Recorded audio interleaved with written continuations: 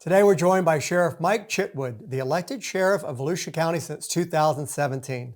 With over 30 years in law enforcement, including leadership in both Philadelphia and Daytona Beach, Sheriff Chitwood is known for his transparency, energy, and dedication to the community's safety. He's earned national recognition, countless commendations, and the trust of this community. Today we'll talk about public safety, protecting seniors, and how to stay a step ahead of fraud and scams. Sheriff, welcome to the show. It's my honor to be here. Thanks for having me. Good to have you. So you've been called outspoken, but approachable. I call that being candid, right? There we go. Sincere. How has that shaped your leadership style, or how is that a reflection of your leadership style in your role in serving Volusia County and its citizens? I think when it comes to law enforcement, for you to be deemed legitimate in your community, the more transparent you are, hey, this is what we're doing, we messed up here, we have to fix this, or we're doing really well here, I think that garners trust in the community. And when people come up to me, whether you're in Walmart shopping or you're out riding your bike on the bike trail, or whether you're in the gym, and hey, you got a minute, I want to run something by you, to me that means they can trust us, that they're coming to me, they feel comfortable enough, and I think that's what makes us a great community. Excellent.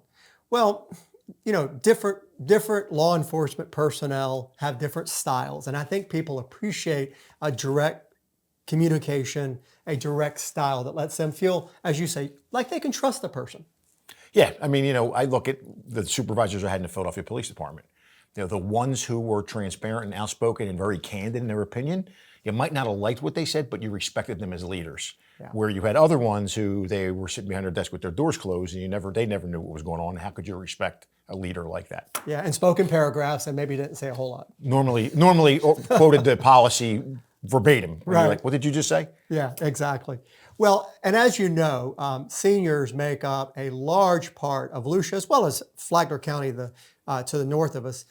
So being a large part of the community, how can we ensure that they are heard and also protected when it comes to law enforcement? Because they are or can be a more vulnerable population.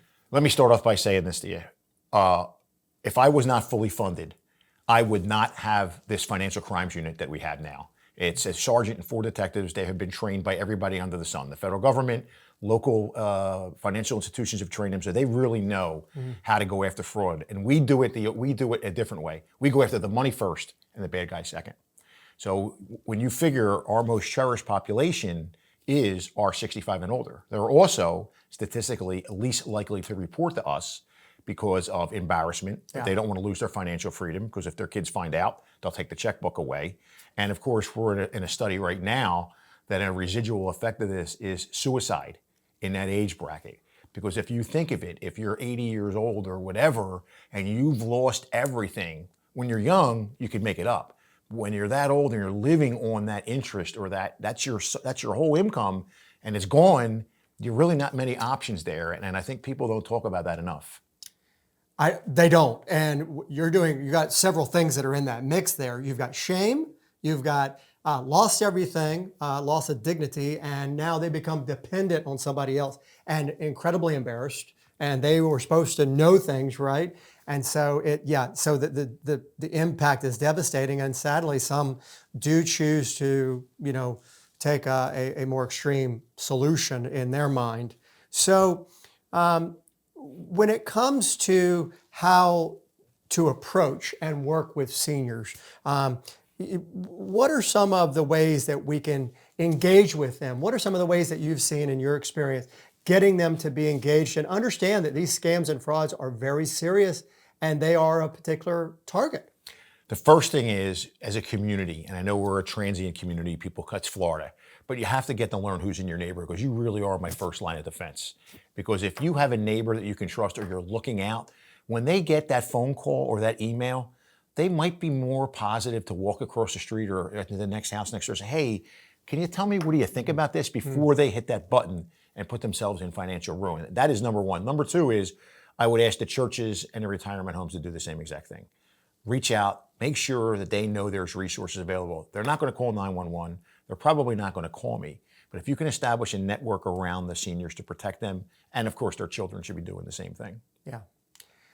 Well, and so another thing to add to that would be that for seniors that are watching this program, we want them to, number one, stop. Whatever it is, stop. Don't do anything.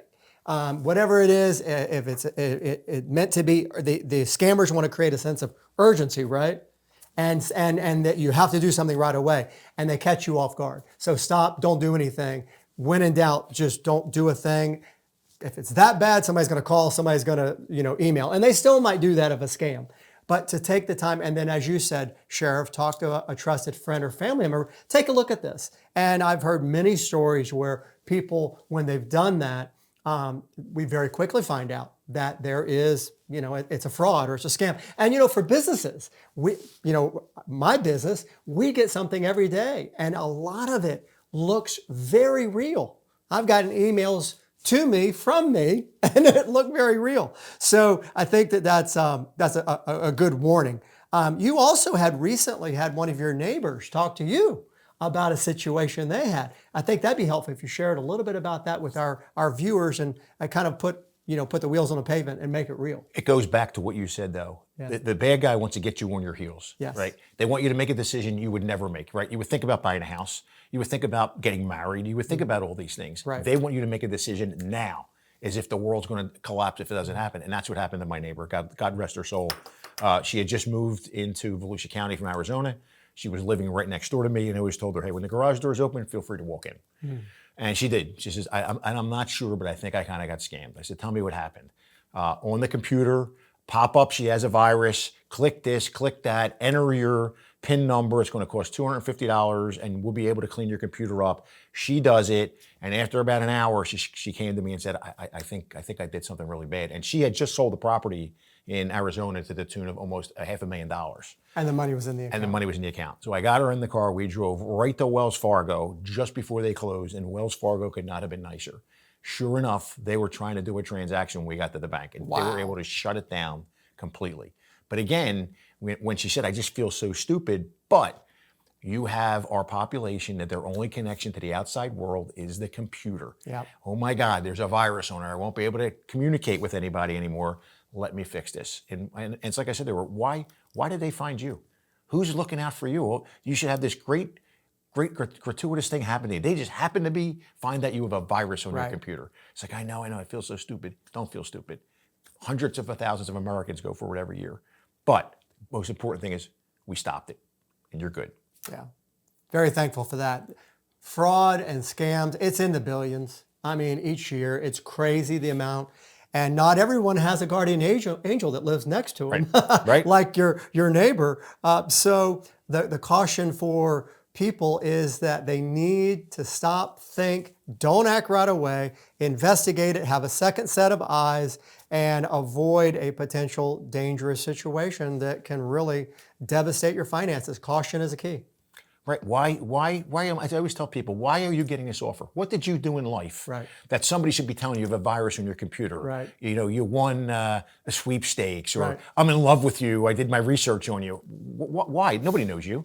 Well, we all want to be special, but let's not fall prey to that.